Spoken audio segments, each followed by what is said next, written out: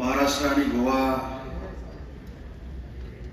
बार असोसिएशनच्या या ऐतिहासिक सोहळ्यासाठी या व्यासपीठावर उपस्थित असलेले आदरणीय सर्वोच्च न्यायालयाचे न्यायमूर्ती आदरणीय गवई साहेब, सर्वोच्च न्यायालयाचे न्यायमूर्ती आदरणीय नराळे साहेब,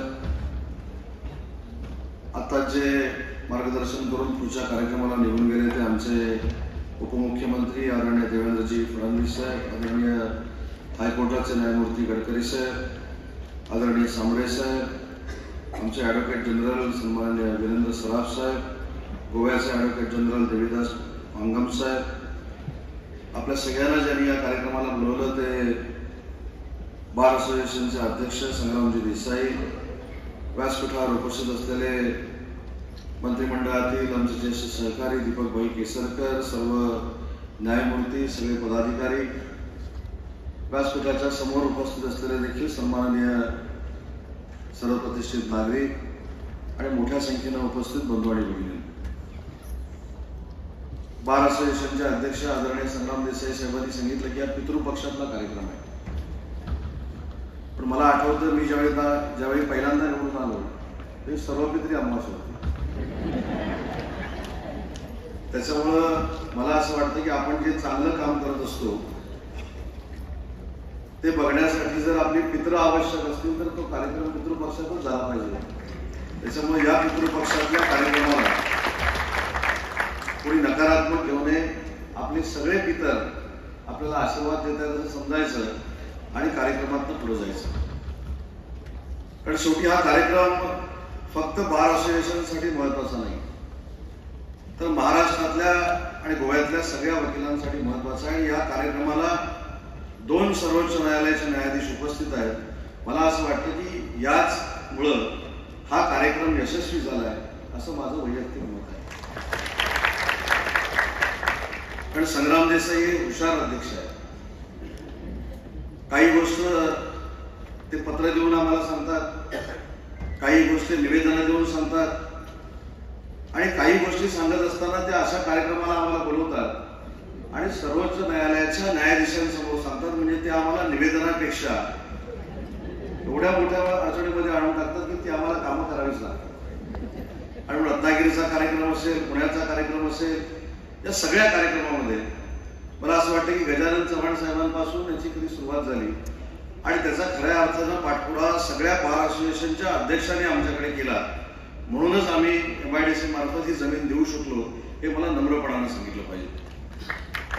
पण मी 5 वर्षापूर्वी उच्च व तंत्रशिक्षण विभागाचा मंत्री होतो आणि मी मंत्री असताना मी ज्यावेळी माझ्या खात्याचा आढावा घेतला त्यावेळी माझ्या लक्षात आलं की नागपूरची लॉ युनिव्हर्सिटी, छत्रपती संभाजीनगरची लॉ युनिव्हर्सिटी आणि मुंबईची लॉ युनिव्हर्सिटी ही माझ्या अखत्यारीमध्ये येते. पण त्याच्या समोरचे अधिकार असलेले सगळे व्यक्ती बघितल्यानंतर मला धडकीच भरली. कारण लॉ युनिव्हर्सिटी नागपूर याचे सर्वेसर्वा गवई साहेब होते, छत्रपती संभाजीनगरचे खानविलकर साहेब होते आणि मुंबईचे चंद्रचूड साहेब होते. त्याच्यामुळे ह्यांना आम्ही करतो, आम्ही बघतो, आम्ही करू हे सांगून उपयोगाचं नाही याची खात्री त्याच ब्रीफिंगमध्ये मी घेतली आणि एकदा नागपूरच्या युनिव्हर्सिटीमध्ये मला जाण्याचा योग आला. आणि नागपूरच्या युनिव्हर्सिटीमध्ये गेल्यानंतर मला तिथे असं कळलं की त्या युनिव्हर्सिटीची पाहणी करायला दुसऱ्या दिवशी गवई साहेब त्या ठिकाणी येणार आहेत आणि मला निरोप आला की त्या दुसऱ्या दिवशीच्या कार्यक्रमाला मला गवई साहेबांनी थांबायला सांगितलेलं आहे. आता खरं तर सर्वोच्च न्यायालयाच्या न्यायाधीशांसमोर बैठक करण्याची ती आयुष्यातली माझी पहिली वेळ होती आणि जेवढं टाळता येईल तेवढं मी टाळलं आणि मुंबईला निघून गेलो. आणि त्याच्यानंतर संग्राम देसाईंचा मला फोन आला. मी हा किस्सा पुण्याच्या देखील कार्यक्रमामध्ये सांगितला की कुठच्याही परिस्थितीमध्ये आज सर्वोच्च न्यायालयाचे न्यायाधीश गवई साहेबांनी तुला एका कामासाठी डायलॉग करायला सांगितलेला आहे. मी असेच 2 दिवस घालवले. तिसऱ्या दिवशी मला परत संग्राम देसाईंचा फोन आला, अरे तू काय माझी चेष्टा करतोस की गवई साहेबांची बोलणार नाहीस का? मग शेवटी मी त्यांना सांगितलं की मी वकिलांबरोबर बोलू शकतो परंतु सर्वोच्च न्यायालयाच्या न्यायाधीशांबरोबर टेलिफोनिक बोलणं हे माझ्या दृष्टीने फार अडचणीचं आहे. कारण शेवटी आपण न्यायिक व्यवस्था जी देशाची बघतो, लोकशाहीची बघतो, याच्यामध्ये या न्यायालयाला अनन्यसाधारण असं महत्व आहे.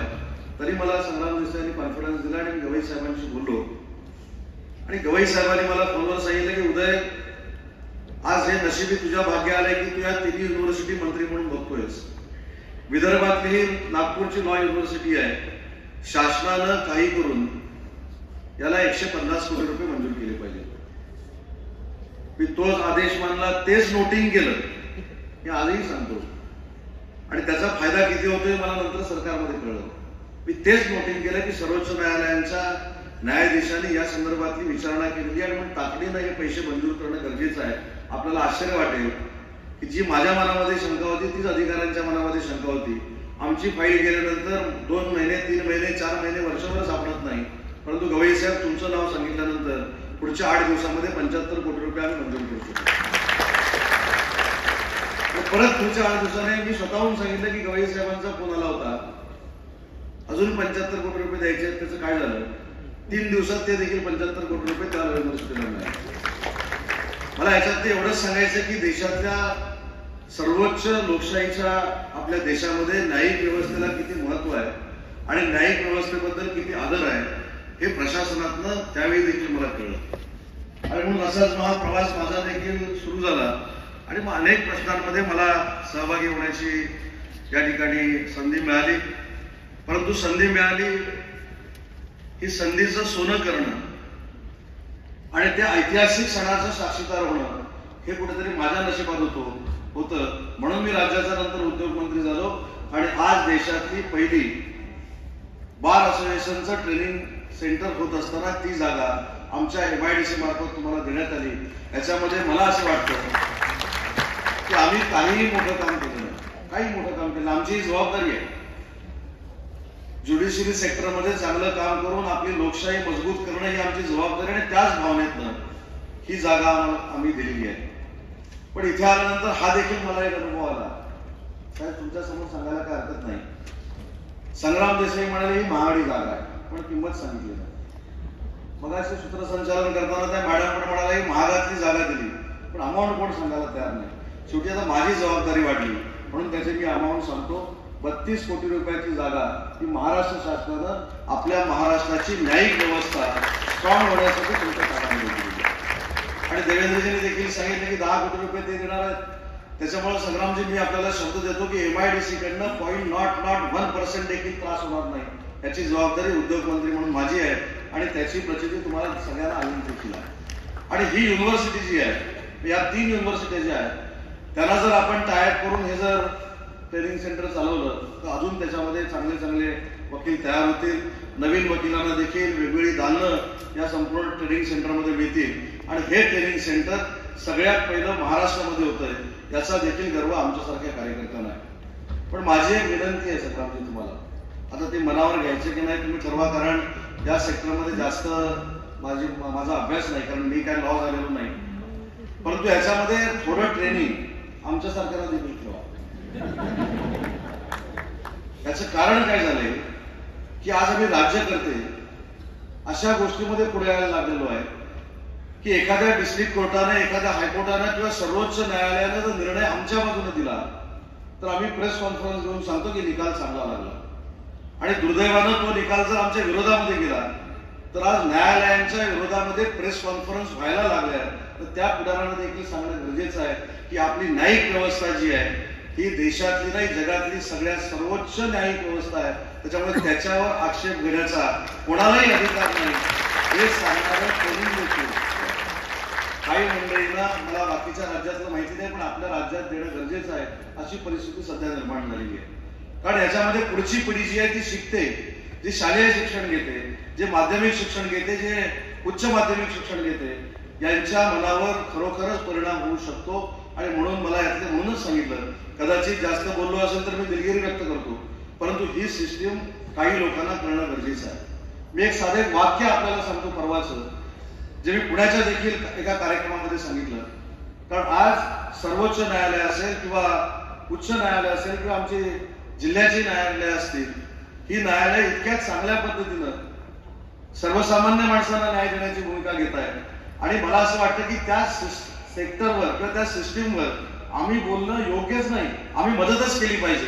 मी देखील राज्याचा लॉ अँड ज्युडिशरी मंत्री होतो, मी देखील 2013-14 मध्ये हे राज्यमंत्री म्हणून खातं सांभाळलेलं आहे. त्याच्यामुळे राजकारणाने त्याच्यामध्ये इंटरफिअरन्स किती करायचा हे देखील नियम असताना काही लोक, म्हणजे परवा एक महिन्यापूर्वीची गोष्ट आहे, कवी साहेब एका व्यक्तीनं असं सांगितलं की आता न्यायालयांच्या, ज्याला आपण तराजू घेतलेली न्याय देवता आहे, त्या न्याय देवतेवरच्या डोळ्यावरची पट्टी काढून टाकण्याची गरज आहे. अशा पद्धतीची भाषा जर पॉलिटिकल लीडर हे आपली न्यायिक व्यवस्था एवढी पारदर्शक असताना बोलायला लागले तर त्यांना देखील संग्रामजी एक वर्ग ठेवा. कधी ठेवायचा तो बघा, शक्यतो सकाळी 9:30 ठेवला तर बरं. त्याच्यामुळे मला असं वाटतं की या देखील सिस्टीम मध्ये आपण थोडाफार पुढाकार घेतला पाहिजे. आणि मंडणगडचा उल्लेख आपण या ठिकाणी केला, या सगळ्या रत्नागिरीच्या बाबींचा आपण या ठिकाणी उल्लेख केला. त्याचं पण श्रेय सगळ्याच्या सगळं गवई साहेबांना जातं. कारण गवई साहेबांनी ग्रामीण भागात, म्हणजे मंडणगड तालुका जर मला इथल्या, म्हणजे माझ्या माहितीप्रमाणे विद्यार्थी देखील विजय पाटील साहेबांच्या कॉलेजमधले इथे आहे.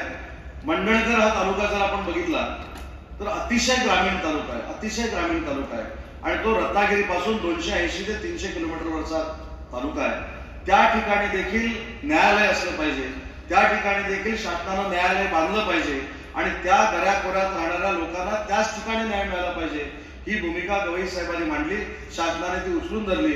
आणि मला असं वाटतं की येत्या 6-7 महिन्यामध्ये त्या न्यायालयाचं उद्घाटन देखील गवई साहेब तुमच्याच हस्ते आम्ही करणार आहोत. त्याच्यामुळे त्याला निधी देखील आम्ही उपलब्ध करून दिलेला आहे. आणि म्हणून मला या कार्यक्रमाला उपस्थित राहत असताना आनंद एवढ्यासाठीच होतोय की प्रत्येकानं खरं नवीन स्टुडंट आहेत त्यांनी देखील, किंवा विजय पाटील साहेबांना देखील मला एक विनंती करायची आहे की ह्या सेंटरला अजून डेव्हलप करण्यासाठी, आणि हे नुसतं देशातलं नाही तर जगातल्या विद्यार्थ्यांना बघायला येणारं हे बार असोसिएशनचं आमचं सेंटर असावं, यासाठी तुमच्यासारख्या देखील संस्था चालकांनी त्यांच्या बरोबर टायअप करून काम केलं पाहिजे. आणि यासाठी माझं उद्योग मंत्री म्हणून जे काही सहकार्य लागेल ते नक्की बार असोसिएशनला दिलं जाईल, एवढीच या ठिकाणी मी ग्वाही देतो. खरं तर संग्राम देसाई हे नुसते अध्यक्ष नाही, आज सांगायला काय हरकत नाही, ते माझे अतिशय जवळचे नातेवाईक देखील आहेत. आणि नातेवाईक असलेल्याची किती अडचण होते हे मला हल्ली 1-2 वर्षामध्ये कळायला लागलेली आहे. म्हणजे एखादं काम झालं नाही, म्हणजे एखाद्या कामाला उशीर झाला की नातं तोडण्यापर्यंत येणारा नातेवाईक हा तुम्हाला बार असोसिएशनचा अध्यक्ष म्हणून लाभलेला आहे. आणि परंतु आमचा नातेवाईक एवढ्या मोठ्यावर पदावर बसला याचं देखील कौतुक आणि अभिमान मला आहे. परंतु दुर्दैवाने ते माझे वकील नाही, राणे साहेबांचे वकील आहेत. तरी देखील ते अतिशय चांगल्या पद्धतीने काम करतात, त्याबद्दल त्यांना देखील शुभेच्छा देतो. त्यांच्या सर्वच पदाधिकाऱ्यांना शुभेच्छा देतो. मला एवढ्या मोठ्या कार्यक्रमामध्ये आणून माझा आदर सत्कार केला त्याबद्दल आपल्या सगळ्यांचे ऋण व्यक्त करताना, ही न्यायिक व्यवस्था पुढे नेण्यासाठी सरकारला जे जे काही करावं लागेल ते सरकार करेल, एवढाच शब्द देतो आणि थांबतो. जय हिंद, जय महाराष्ट्र.